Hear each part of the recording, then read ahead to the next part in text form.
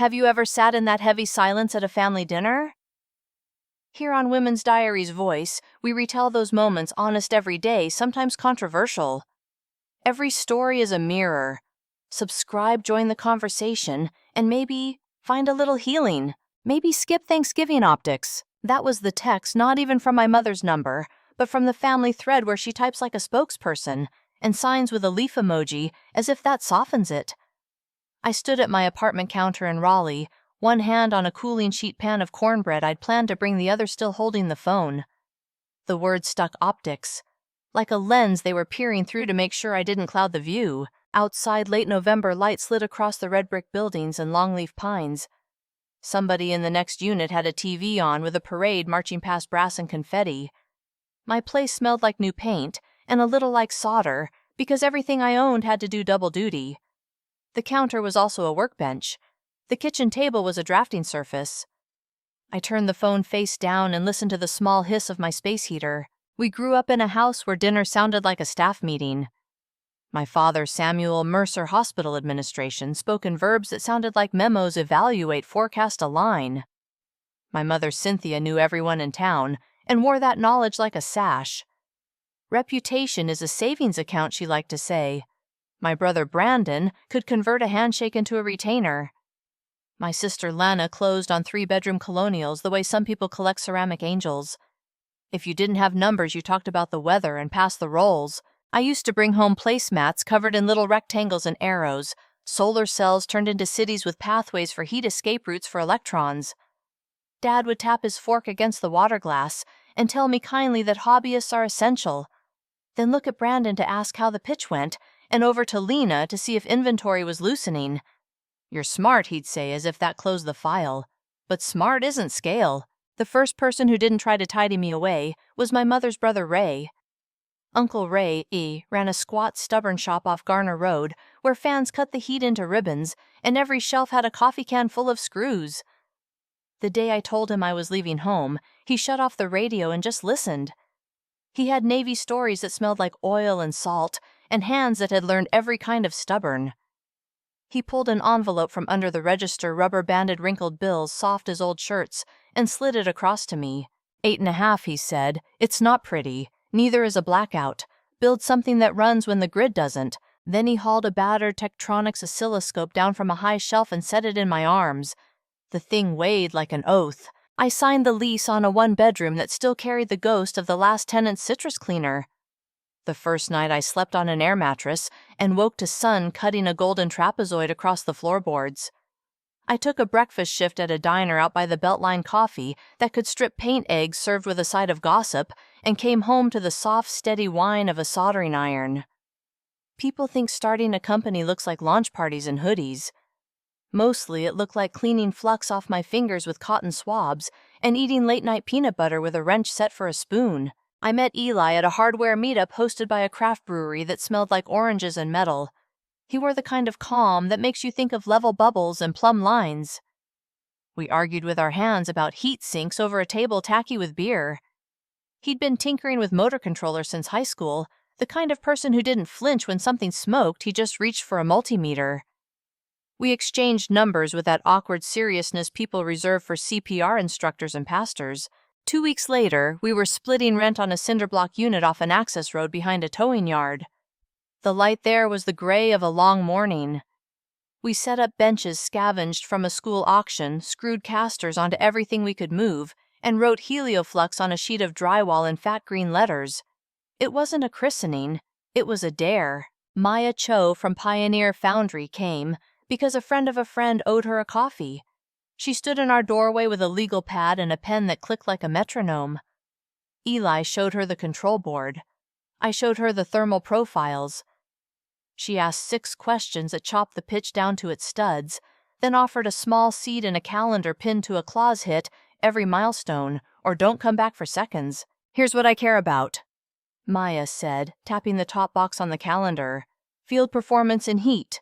Not on paper. On a roof. Don't tell me how elegant it is. Show me it doesn't cook itself. The calendar went up on the wall with blue painter's tape. We wrote in Sharpie, then wrote again when Sharpie wasn't enough. At home, the family group thread carried on. Brandon posted a picture of a bronze turkey like he'd won a trophy. Lena added the house where they were hosting white trim new deck a yard that looked like it had been combed. Mom added bullet points about guests and timings, and the phrase, "love to have you," which made me smile because love didn't have to ask. I typed, "have a great day," and erased it. I wrote busy, then erased that too. Dad called later. His voice evenly measured the same tone he used with unhappy surgeons. "It's not personal," he said. "It's optics. We have donors, and there's been talk." He didn't name who talked because the point wasn't people. It was the murmur of a town that shakes hands for sport. "Understood," I said. The word tasted clean. We hung up with all the grace of professionals who have agreed to part ways. Thanksgiving afternoon, I took the cornbread to the shop. Eli had on an ugly sweater with a reindeer missing one antler. He flicked on the space heaters, and we ate off of spool table plates balanced on the lip gravy, threatening to escape. A freight train rolled by horn low and long, and the sound filled the cinder block like a cathedral. In the late light, I unpacked Uncle Ray's oscilloscope. The screen bloomed green like a small planet. I checked a trace, adjusted the time base, and felt the same careful attention rise that used to carry me through math tests and rainy Saturdays. The world quieted to a hum. Eli leaned over my shoulder. "You're really not going?" he asked. "I went," I said, and pointed at the waveform. "This is the table I set." He didn't say anything to that, which is one of the reasons we worked. He knew when to hand me a screwdriver and when to give me the room. That evening, I carried a folding chair from the closet and set it by the bench out of habit. Old reflex, the part of me that still counted chairs and names, measured invite lists, worried about optics. Then I laughed and tucked it back against the wall. No seat, no problem. I didn't need a place to sit. I needed a circuit that didn't lie. The shop settled into that particular kind of quiet you only get when the work has your full attention. Outside, somebody set off a string of leftover fireworks that crackled like rain, and then faded. I picked up the old envelope from Uncle Ray, 8.5, still written in ballpoint across the flap, and slid it into the top drawer, where we kept manuals and warranties. The oscilloscope's glow held steady. The wave ran true. I turned the heater up a notch, sharpened a pencil, and put my hand back on the board. The fairgrounds roof in Raleigh County didn't reflect heat so much as make more of it. Tar smelled like a tire shop in July. The gravel crackled under our boots, and the wind, when it bothered to show up, pushed the warmth around like a broom. Eli clipped my harness and squinted at the sky like it had opinions. "Clock starts when we bring it online," he said. Below us, a forklift beeped, and a couple of facilities guys leaned in the shade of the loading dock with paper cups that sweated rings onto the concrete. The county maintenance chief, a woman named Alma with a cap that said "Goats aren't pets," signed our work order with the bored precision of someone who's seen everything twice. A youth band practiced in a tin barn across the lot. Snare hits ricocheted up to us like pebbles. We hauled the first panel into position, my glove sticking for a beat to the aluminum frame. Eli tightened a bracket. I checked the harness points again, then crawled to the junction box with the care of someone balancing a stack of plates. We routed sensor leads, clipped thermocouples, plugged the controller, and I gave the nod. Eli threw the breaker. A small sound less than a click, more than a breath, went through the system, as if it were deciding whether to trust us. Readouts rolled across the tablet voltage current, a tidy parade of numbers. Temperature climbed in the steady way you hope it will. We watched the graph for 15 minutes and started to smile the way you smile at babies who've finally fallen asleep. At 23 minutes, one of the hot spots near the driver coils ticked upward like it had remembered a grudge. Eli adjusted airflow. I checked the controller limits. The number held. A horn honked twice somewhere down on the midway. At 31 minutes, the hot spot surged flatline for a breath, and then the trace leapt. "Cut," I said. Eli was already reaching. The fan spun down, the graph kept climbing on heat. It had already banked, and a smell like toast gone wrong floated over everything. We had the thing open with screwdrivers before the rings of heat even had time to fade from the metal. Alma walked out across the roof with the resigned face of a person who once watched a trampoline fly during a storm. "We good?" she asked. "We'll be back tomorrow," I said, which wasn't an answer but wasn't a lie. She shrugged. "Tomorrow's still hot." On the drive back to Raleigh, Eli drummed his fingers on his knee, and the tablet spent a long, ugly time calculating before giving us the news we already tasted runaway. Not catastrophic, not headline, just enough to look like carelessness from the outside and heartbreak from where we sat. In the shop, we put the failed board on a piece of butcher paper like it was a specimen. A brown halo spread from a cluster of components near a cutout we designed to save weight. The board had bowed like a cheap shelf. Adhesive near the heatsink had bubbled. The IR photos were clearer than scolding an island of red in a sea that wanted to be orange. Maya dialed in late. Her camera stayed off. Talk, she said. I talked to the approach. The numbers, the change in slope, the fan curve, the limits hit the cut. Eli added the observation that the spreader plate was doing its best, but the path out of the driver cluster was bottlenecking. Maya listened like a dentist listens to someone who flosses only on holidays. Field performance was the milestone, she said. You didn't make it. We'll have the next disbursement until you demonstrate stability under load. Weekly check-ins, not daily. Nobody needs theater. And I don't want more adjectives. I want curves that don't frighten me. After she hung up, the shop was too quiet. Eli leaned back in his chair until it creaked. We can fix it, he said. Sure, I said, and turned over the board. We're going to have to break it first. We broke it. We took out every component that wasn't welded to the idea. We pulled the heatsink and found where our idealism had been hiding inside the assumption that air, if pushed correctly, would behave. Air behaves the way cats behave on their own time. At midnight, Uncle Ray knocked bringing a bag with 2 barbecue sandwiches and a bottle of vinegar that could strip a hull. He looked at the board, the halo, the notes.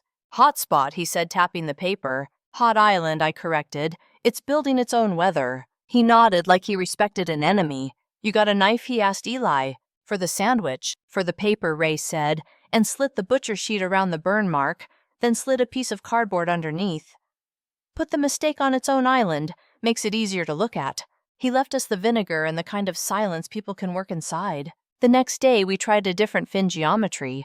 The fans drew more current, the noise hit a frequency that made my teeth feel loose, and the trace improved for about the time it takes to spell optimism. We borrowed an IR camera from the community college and watched heat pour off the driver cluster like a fog. A week later, we replaced the spreader with a thicker plate and found that we had simply taught the system to fail more gracefully. Failing gracefully is fine for first dates and winter driving. It is not fine when the spec on the invoice has a line for summer. The landlord came by to complain about a stain on the asphalt where a hydraulic hose had leaked. I apologized and poured kitty litter on it until the spot looked like a sandbox. We ate cereal out of plastic cups because the real bowls were soaking in a bucket of isopropyl. I fell asleep twice sitting up and woke with the impression of a connector across my cheek. Then Ray sent a text with a photo, a napkin drawing of a ladder of rectangles and arrows I recognized as gospel heat trying to leave home. Friend of a friend, he wrote, followed by a number and the name Casey Nguyen. When Casey showed they carried a Pelican case and a thermos the size of a small child. They wore a faded UNCC hoodie and the expression of someone who doesn't mind being wrong as long as the math is right. We shook hands and Casey went straight to the board like it had insulted them personally. Fans aren't the problem, they said. Fans are what you add when you don't want to move heat where it needs to go. You're cooling the air. You need to cool the silicon. We've thickened the spreader, I said. Thicker is only better if the path is honest, Casey said, and popped the Pelican latches. Inside, foam cutouts held a roll of graphite foil, a few copper slugs, a bag of K-type thermocouples, and something that looked like a flask but wasn't. Phase change heat spreader. Cheap PCM. Not fancy. It buys you time if you give it a root and stop lying to it with dead corners. They laid the graphite like a scarf under the driver cluster, built a little bridge toward the sink, and taped in a capsule of waxy compound with reverence. Eli crimped terminals. I rewrote the controller limits while Casey set thermocouples so close they might have been braille. We powered the bench. Numbers woke up in neat rows. The heat rose like it always does, and then at the point where it usually sprinted off the page, the trace wavered and pulled itself together. Not flat, not enough, but better a second breath where we used to have none. Smart derating, Casey said, sipping whatever fuel lived in their thermos. Let the controller shave load when PCM's near phase transition. Keep the silicon under what it thinks it needs, not what the marketing deck wants. You'll hate the word derating. You should love living modules more than you hate slow ones. Eli looked over at me. I nodded. We wrote it in, mapped it to a temperature we'd normally treat as prideful, and watched the system put its ego down for a moment and survive. Outside, rain started a surprise that made the towing yard smell like pennies. We let the rig run. We changed nothing. We watched the trace for an hour like it owed us rent. It climbed and dipped and climbed again, then held just on the edge of what I could stand without pacing. Better, Casey said. Not there, I said. Not yet, Eli added, which was our version of cheering. We logged everything. The little stutters when the PCM took its hit, the fan curves, the microseconds the controller shaved off duty cycles to keep the drivers from pretending they were invincible. We marked the dead corners with blue tape, then ripped out the tape and redesigned the path so heat had fewer places to hide. Maya didn't congratulate us on the call. She asked for the plots. We sent them. She said keep sending. It was almost affection. At home, I set my phone on the counter face down. The family thread pinged with photos of a hospital gala Brandon in a tux Lena, in a dress that looked like a bottle of champagne. I rinsed flux from my hands and watched the gray water swirl down metal that had held on through worse. The next morning, Alma from the fairgrounds called to say she'd seen our invoice and she needed to tear up the work order. We can't be your training wheels, she said, and I couldn't argue with a person who had a roof to answer for. We printed the email and pinned it to the wall where the calendar lived. The date looked like a bruise. Eli took out a marker and wrote across the week in block letters start over. We did. We pushed benches against the wall, cleared the floor, and taped out a rectangle the size of the driver cluster onto the concrete. Casey chalked in the path Heat wanted to take. Eli laid down a trail of copper coins so we could feel with our feet where the transfer would be honest. I stood at the edge and pictured roofs that weren't forgiving summers that didn't care, and a city that flickered when it got tired. We built from that rectangle out no ceremony, no speeches, just the sound of a pencil finding the line it had meant to draw all along. We rebuilt the board the way a carpenter rehabs a porch, cut back to sound would throw away anything that flexes for the wrong reasons, and respect where the load actually wants to go. The chalk rectangle on the floor turned into a habit. We'd step around it like a shallow pool talk through where heat would travel if it could walk, then give it a path with copper and graphite instead of hope. Casey sketched a stack-up on the whiteboard vapor chamber under the driver cluster graphite foil as a slip road, then a heat sink that didn't just look aggressive, it met the air in a way the air could understand. Eli remachined the fins to change the way flow parted at the leading edge. The old fins had teeth, the new ones had a language. Root first, Casey said, clicking a marker cap shut. Then ask the fans to help not to forgive. We cut a fresh panel, cleaned the flux until the board's green looked almost medical, and pressed the vapor chamber into place with a clamp that squeaked like it belonged in a barn. I adjusted the controller limits to match the temperament of the new stack and rewired the derating so it acted like a seatbelt instead of a parent. Uncle Ray rolled in a box fan and parked himself on a stool. "Don't mind me," he said, and did not say anything for 2 hours. On the bench, the trace lifted with the same inevitability it always had, then hesitated where before it used to charge. The line wobbled and gathered itself. We held still like deer, as if movement could provoke the graph. At 40 minutes, the hot spot near the driver cluster rose and found the new route we'd promised it.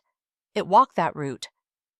At 52 minutes, Eli exhaled hard enough to fog the tablet. Again, I said. We power cycled and warmed it again this time, adding 2 heat guns to the party, and the shop's space heaters for bad manners. Sweat gathered where my goggles met my cheeks. At an hour, the line shook once, then steadied like a kid who'd found their balance. Better, Casey said, with the clipped confidence of someone who hates easy praise. We kept the rig under load until after midnight. The sound of the towing yard faded. The train went through like a dream you half remember. The fans sank into a tone you could forget. The line held. It wasn't magic. The efficiency bump was modest, 18% more headroom where we used to flinch. But stability makes its own weather. The board looked calmer. We looked less like people bracing for a punch. The fairgrounds was off the table, so we called in every favor we could without using the word favor. A friend at a craft brewery let us climb onto their roof on a weekday morning while the building smelled like oranges and grain. The manager signed a waiver with a shrug and a don't fall, then handed us earplugs that didn't help with the sun. Raleigh gave us a blue sky with a hard edge. We bolted the array, snapped the harness lines, and brought the system up. The rooftop air had the complicated personality of an attic in August. The trace rose, drifted near the place where panic used to start, then shrugged. Eli laughed once too loud and apologized to nobody. We stayed up there through lunch, then into the part of afternoon where bottle glass looks like a sermon. A delivery truck idled below us. A group of brewery regulars clapped when we climbed down, the sort of applause you give to window washers and marching bands because you like what they make possible. The manager offered 2 cans with labels that looked designed by a committee of raccoons. We took them and saved them for later. Back at the shop, the data spoke a language Maya respected. She came by in a blazer and sneakers with a smile that kept its hands in its pockets. We pulled up the plots, the photos, the spreadsheets that gave math a place to sit down. She said good, then good again, the way a judge stamps a form. "Now get off breweries," she said. "Breweries are cute. I like contracts that don't fit in a tote bag." We nodded. Cute paid for solder, not salaries. The next test came from a community center on the south side, whose director Flora believed in anything that cut the power bill and made kids less sweaty during basketball practice. We ran conduit with a volunteer crew, labeled everything like we hoped to be audited, and climbed yet another set of steps to a roof that had known storms by their first names. 2 middle schoolers asked if the panels could charge their scooters directly. Casey drew a diagram on a pizza box. The kids looked satisfied in the way kids do when adults have treated them like competent witnesses. Under load, the trace did its now familiar tremble and hold. Alma didn't call us, which is the highest compliment a facilities person can pay. Flora sent a photo of kids doing homework under lights that didn't buzz like hornets. We pinned it beside the calendar. The third install was the fussiest, a reclaimed textile mill turned small factory with a production line that would tolerate downtime if we provided snacks and a polite apology on embossed cardstock. The plant manager watched from a catwalk while we tested. When the energy monitor ticked higher than last month's average, he rapped the railing with his knuckles and said, "About time somebody wrestled August." Somewhere between the brewery and the mill, the local Business Digest called. The reporter asked 9 questions that I answered like a person who practiced later in the mirror, and a 10th that I answered like myself. The piece ran online with a photo where Eli looks like he's solving a crime, and I look like I've been awake for 11 years. We printed it on the office laser that leaves streaks and taped it up anyway. It wasn't a wave. It was a current. A roofer we trusted told an electrician we trusted, told a purchasing manager who mostly trusted nobody. A church asked for a quote. A storage facility wanted to know if dust counted as weather. We wrote proposals with plain sentences and posted a sign above the printer that said, "Don't use leverage as a verb." In the quiet between calls, I watched Casey in the lab. Their hands had a metronome's discipline. They'd set a probe, step back, sip from the thermos, then mark a tiny X where the data got interesting. When they smiled, it was usually to themselves, and usually just before they handed us a better way to do something we'd done the clumsy way. We started keeping a notebook called Lessons We Paid For. The first page. Do not ask air to act against its nature. The second rating isn't surrender. The third was a drawing of a frying pan with legs labeled heat and a door labeled out. Eli added, "Let it out where you can watch it." Maya brought a founder from another portfolio company around to borrow our IR camera. On her way out, she dropped a printed RFP on the bench, like mail you deliver by hand, because email hollows good news out. The header said Great Plains Electric in a blue that looked federal. Procurement is testing microgrid proposals, she said. Multiple sites, heatwave models baked in. Rural load shedding is killing them. They want Generation Plus smarts. You'll be one of a dozen. Don't underprice. Don't posture. Say what you can keep running when the sun won't be polite. She tapped the last page where the submission deadline sat in bold, then left us with the kind of silence that was less about pressure and more about punctuation. We read the RFP like it had secrets. It asked for site resilience under a modeled week of 98-degree days inverter D-rating curves that didn't plummet like a cartoon cliff, and a controls philosophy that didn't treat the grid like a perfect partner. It wanted reporting that didn't lie, maintenance schedules that didn't pretend, and a warranty that didn't translate to good luck. Eli ran numbers with a pencil first, then with a spreadsheet, then with a look that said the pencil was right. Casey mocked up a dashboard that showed modules as living things breathing under load, easing back when heat asked rudely, stepping forward again when the evening made room. I rewrote the executive summary twice, then threw it out and wrote the story from the roof, what we'd done when the line wobbled, how we made it stop lying to us, and where the honest path had been hiding. We staged a demo for ourselves, because embarrassment in private is cheaper. Eli rigged heaters. Casey set thresholds. I sat at the controls and tried to break what we'd made with sharp commands. The system responded like a patient athlete holding form, easing off, keeping itself available for the next interval. The trace didn't boast. It endured. Uncle Ray came by with donuts that tasted like they'd been rolled in gravel and looked at the screen over my shoulder. "That good?" he asked. "It's there," I said. He nodded as if there was a place you could stand and see the road you took. We filmed the test with a phone propped in a roll of tape, then captured the data in a way that would survive other people's computers. I printed the plots and slid them into a binder because sometimes your hands need to feel weight when your head is counting electrons. The brewery sent a note that their meter had ticked lower for 3 days straight. Flora texted a photo of a scoreboard running during a heat advisory. The mill asked about expanding. We answered each message with specifics and kept the tone smaller than our excitement. Eli taped the RFP's deadline to the wall beside the calendar like a coach with a whistle. I took one more pass at the pricing high enough to live clean enough to justify and pushed away from the desk when my stomach made itself known. It was past midnight. The shop lights gave everything that unreal glow of a diner at closing time. Casey had fallen asleep upright, on a rolling stool thermos cradled like a small rocket. Eli was hunched over the CNC, which made a sound like a zipper in a windstorm. I stepped outside. The towing yard's fence rattled in a light wind. The sky over the beltline held a smear of city, and beyond that, the kind of dark you can trust. I thought of the chalk rectangle on the floor, the kids at the community center, the plant manager's knuckles tapping iron. The night was warm enough to remember August without resenting it. Back inside, I woke Casey with a touch on the sleeve and set the binder on the bench. We checked the upload requirements twice, then a third time, because a misplaced comma costs more than a resistor. Eli washed his hands in the sink until the water ran clear and took the camera file off the phone like it was a baby bird. When the last document slid into the portal and the progress bar completed its slow, serious walk, we stood quiet for a moment. The fans held their soft tone.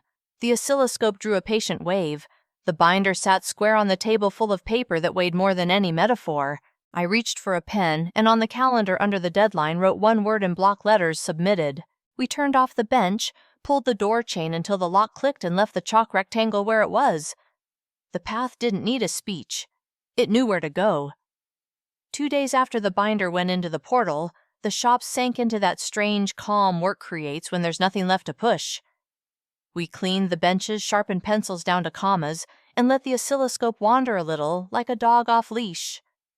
New Year's Eve crept up while Raleigh wrapped light poles with string bulbs, and the towing yard hung a crooked banner that said Happy 20-ton, with a smudge where the number should be. At 4:06 p.m., my inbox pinged with a subject line that set my shoulders. GPE. Procurement Heatwave Validation Clarification. EOD. The email did not bother with hello. Under modeled conditions, 7 consecutive 98 days, your D-rating curve shows a lag at hour 19 that compounds by hour 30. Provide corrected model and controller logic to eliminate thermal stacking without external airflow assumptions. Due tonight. I read it twice and felt the same heat I'd felt on the Raleigh County roof. Eli rolled over on a stool. Casey put their thermos down like a gavel. Hour 19, Eli said. That's where we settle into a lie, Casey said. Tiny one. Adds up. We didn't argue. We moved.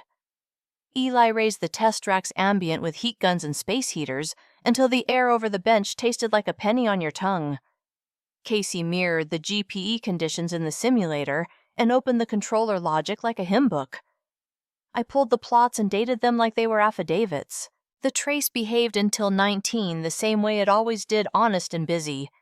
Then the slope bent a fraction enough to hide in noise enough to stack. We'd tuned the derating to shave, not to anticipate. Shaving saves you from hubris. Anticipating saves you from math that adds up while you sleep. Stagger the clusters, Casey said, fingers already in the code. They're sighing in chorus and making their own heat wave. Eli reprogrammed the inverter groups so that one set took the first bruise, then yielded in a pattern like passing a heavy box down a line without making anyone back give out. I shifted the fan curve to stand up earlier. Not louder air asked to move before heat begged it to. On the bench, the line stopped pretending. It rose, eased, handed off. The wobble became a rhythm. We ran 19 hours in fast forward, then normal speed, then a little slower because patience makes liars itch. At hour 30, the curve looked like something we could say out loud. Again, I said. We ran it again. The room held a steady mechanical breathing fans heaters, a distant compressor, someone upstairs dragging a chair across a floor. Ray came by with a bag of black-eyed peas he said were for luck and protein. He watched the screen and didn't try to be funny. At 9:30, he nodded once like a man who'd checked a mooring line and found it right. I opened the economics sheet and let the calculator talk. Every correction to the curve echoed on the pages where money lives, power produced when heat is root efficiency that doesn't cliff maintenance, that isn't a promise but a schedule. Numbers arranged themselves into sentences people who never climbed a ladder could still trust. Eli printed the updated plots. I embedded them like bones in a body. Casey exported the controller changes and annotated each line with the kind of clarity you can live with in hearings. At 10:42 p.m., we hit send with a subject that gave procurement nothing to dislike. HELIOFLUX revised heatwave model plus staggered cluster. Logic, no external airflow assumptions. The reply came at 11:07 Sosien. 2 sentences that were not warm and therefore felt like a blanket. Reviewed, curves acceptable, proceed to final economics. Eli raised an eyebrow. Casey smiled with her eyes a small lift like a page corner turned. We finished the economics with the quiet economy of a kitchen near closing time wipe stack. Confirm, initial. I uploaded the last file at 11:38, wrote the name of the folder in a notebook. Because pens still mean something and leaned back. The TV mounted high in the corner had been on mute all evening, showing a parade of sequins and countdown clocks. The closed captioning stuttered across an anchor's mouth. Local firm lands massive MICROGRID award. Eli grabbed the remote and turned the sound up 3 notches. The anchor said our name like it had always been easy to pronounce. Great Plains Electric Awards. Raleigh-based HELIOFLUX, an estimated $120 million multi-year contract for distributed microgrids across 4 states. He read, his voice pleasantly bored. Procurement confirmed the award late this evening, following heatwave resilience validation. My name slid under the chyron, then the logo we'd painted by hand on drywall now rendered clean and almost shy. The camera cut to B-roll of a substation in the late sun, and a roof at an angle that could have been any of ours. It was both too much and not enough. Eli put his hands on his head, and then remembered he had hair and dropped them. Casey exhaled like a tire finding pavement. Ray didn't clap. He squinted at the screen until the tiny letters at the bottom captioning credits finished their crawl, then faced me. "You'll eat," he said like a blessing. My phone lit with notifications, little squares piling over each other until they became a light. Journalists, an old lab partner, a guy who once told me heat sinks were a fad, a teacher from middle school who remembered a science fair, and my name spelled wrong. The shop smelled like warm dust and paper. The oscilloscope drew its patient wave. At 12:04 a.m., our door opened with that stiff hinge sound that belongs to rented spaces. 4 silhouettes eased in on polished soles and theater timing. Cynthia came first, hair set, smile set, wearing winter white the way catalog people wear seasons.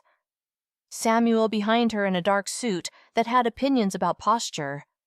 Brandon with a pocket square, Lena with a bracelet that knew cameras. "Look at you," Mom said softly, as if we were a cake just out of the oven and she didn't want it to fall. "We saw the news right away." "Magnificent, Ava." "Congratulations," Dad said, his voice smoothed for donors. "This is a meaningful milestone. There are hospital trustees who—" Brandon lifted a palm good-natured.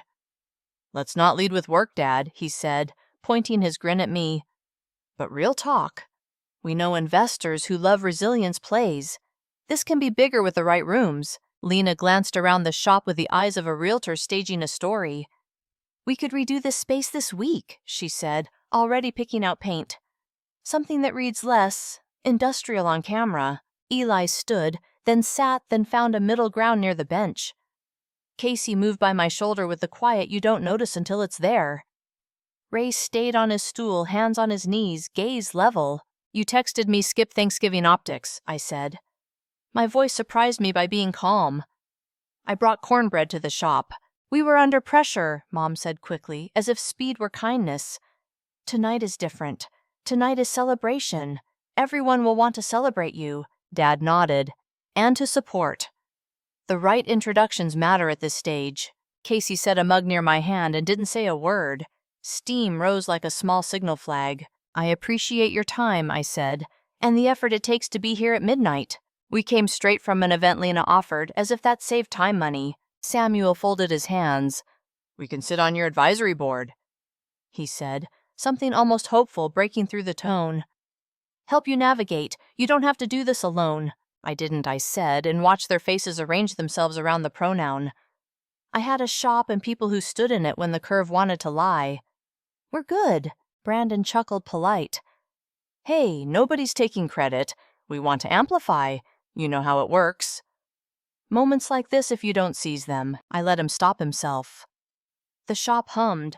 Outside, a firework cracked and painted a brief color on the cinder block wall through the high window. Mom took a step closer. Her perfume had the careful sweetness she wore to fundraisers. Ava's sweetheart, she said. We're proud, truly. Let us help shape what people see. Optics are part of the work. I thought of the chalk rectangle on the floor, the pizza box diagram, the kids at the community center, the plant manager wrapping iron. I thought of 19 hours and 30. I set the mug down. You're welcome to be proud, I said, and meant it. But I'm not a presentation. I'm a company. Dad's jaw worked once a small muscle near his ear, underlining a sentence I wouldn't hear. Don't be stubborn, he said. You'll need bridges. I didn't burn them, I said. I poured a road. No one wrote that down. No one laughed. Casey's shoulder eased. Eli's hands found his pockets. Ray looked at the oscilloscope, the way old sailors look at a horizon. Mom's eyes searched my face for a softness that used to be on standby. If we've hurt you, she began. You did, I said. We're standing where we are anyway. Brandon shifted professional cheer, struggling to keep its footing. If you change your mind, he said, we'll line up a dinner. People who can take this national in a month. We'll be very careful with who eats at our table, I said. Thanks for coming. It was not ice. It wasn't heat. It was the temperature of a room that had decided what it was for. They gave small nods, fit for foyers turned and left, with the choreography of people who know how to exit without showing their backs. The door shut with the honest click of metal on metal. We didn't cheer. We didn't debrief. Eli handed me a donut Ray had smuggled in with the peas. Casey sat on the rolling stool and leaned a shoulder against my hip in a way that said I was allowed to stand still. The shop settled around us, a body finding rest. At 12:30, a freight train went by horn, low wheels talking to the track. The oscilloscope traced a slow wave that looked like breath. I turned the binder so its spine faced out, set the mug beside it, and listened to the room we'd made hold its shape. By morning, the banner in the towing yard had given up one of its zeros and lay half-tacked, but the shop held shape. The binder stood on the bench like a brick. Eli came in with coffees that steamed white in the January air. Casey behind him with a roll of labels and the thermos that had begun to seem immortal. We didn't say much. We didn't have to. The inbox was already stitching meetings to the day like buttons. Great Plains Electric called at 8:12. The project manager spoke in county names, and mile markers the sort of geography that smells like hay and summer rain. Pilot site is Cedar County, she said. We'll send our crews. Bring your logic and a jacket. She laughed softly, like heat could hear her. Weeks turned as if someone had thumbed the edge of a calendar. The shop learned new noises, crate staples, label guns, the crisp rip of packing tape. We posted a checklist above the door that read, "Take the thing you swear you won't forget." Ray built us a rolling rack out of angle iron and pride. Eli tuned the CNC to hum like a polite neighbor. Casey taped a paper strip above the bench, stagger clusters not excuses. On the road, winter flattened the fields into sheets of light. We passed rows of windbreaks, a silo with a painted smile, a diner whose sign had lost its G and made do. At Cedar County, the substation stood just beyond a pasture where cattle ignored the weather. The GPE crew met us in canvas jackets and ball caps with logos earned by sun. The foreman, a woman with a red scarf and a calm that could talk down lightning, led us to the pad where our rack would live. "We like when newcomers bring their own ladders," she said, eyeing the stack we'd bungeed in the van. "Means you expect to work." The install was hands and wrenches and a patient war with thread locker. We ran conduit in a wind that pretended not to care about gloves. Casey set the controller cabinet like it deserved respect, then checked each lug as if counting prayers. Eli brought systems up with a caution that never tipped into fear. When the first cluster handed off under the modeled afternoon load, the line on the tablet flexed, then set. The foreman pointed at the screen with her chin. "That curve there," she said. "That's the difference between a grudge and a summer." She signed our log without ceremony. That mattered more than applause. Back home the office, if you could call a corner with a filing cabinet, an office filled with messages that leaned toward the future tense. We answered only the ones that lived in today. The brewery's meter kept behaving. Flora sent a photo of a scoreboard glowing over a court scuffed by happy feet. The mill asked for a second array. Alma from the fairgrounds didn't write. She didn't have to. We built the Ray Alvarez Scholarship between shipments and site calls. The community college had a room with linoleum that had seen better songs and a row of welding hoods hung like helmets. Ray wore a shirt with snaps and tried to stand in the back. The dean asked me to say something. I said as little as I could and still give names room to be heard. We handed out tool stipends and a stack of books with penciled notes in the margins. After a student with grease under their nails held up a prototype battery pack and shook less as they talked. Ray looked at the oscilloscope we'd donated to the lab, then at me, then away, busy with a pocket knife and a bit of stray tape that needed trimming. Evenings found us back on roofs and in rooms that hummed. The chalk rectangle on the shop floor had worn into the concrete, a ghost path, our shoes still traced without thinking. "I should paint over it," Eli said, once purely practical. "Leave it," I said, because the floor had earned its story. Casey slid a nameplate onto the controller cabinet with a palm that smoothed air bubbles like they were rumors. In March, a florist delivered lilies to the shop with a card that read, "Dinner Love to Celebrate." C&S. The stems drank light and smelled like church. I texted my parents. "Thank you for the flowers. We're at capacity. If you'd like to stop by Tuesday at 4, we'll have 15 minutes between shipments." No cameras. It wasn't a dare. It was an address. They didn't come. The lilies opened anyway. The first Great Plains site rolled through its week at 98 degrees, modeled then real when an early heat spell knocked on the door. The curve held. A line worker sent a photo of a farmhouse lit up while the county south of them browned out like toast.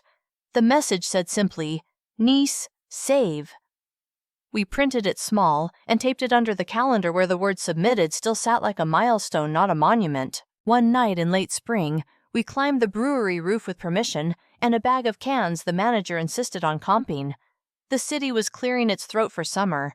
Somewhere, a train warned the dark. Casey sat with their knees up, chin on them, and watched our array breathe. Eli lined 3 bottle caps on the parapet and flicked them into the gravel with the care of a person setting stones on a path. Ray told a short story about a storm off Hatteras and stopped before the part where the boat mattered more than the men. My phone buzzed on the tar. Lena had texted a photo of a kitchen remodel with a caption about resale value. I typed "nice work" and put the phone face down. It vibrated again and I let it. The roof had its own language. We packed up when those labels on the cans turned from bright to the color of hammered metal. Down in the shop, the oscilloscope glowed its reliable green. I set a folding chair by the bench out of habit, then laughed and slid it flush to the wall. The binder on the table wore a smudge where hands had found it. The calendar's blue tape had curled at one corner. Casey checked the locks. Eli killed the heaters. Ray flipped the light and waited for the glow to settle. Outside, the night leaned warm. The towing yard dog raised his head and considered us, then allowed the moon its work. We stood there a moment, not to think, not to plan, just long enough to hear the fans spin down, and the train lay its horn along the tracks like a hand on a shoulder. When the door clicked behind us, the room kept its shape. The wave on the screen ran true. Thank you so much for listening to today's story. If this story resonated with you or made you reflect, I'd love to hear your thoughts, so feel free to share them in the comments below. And don't forget to like, subscribe, and hit the notification bell so you won't miss the next story. I'll see you next time as we continue exploring more journeys and lessons together.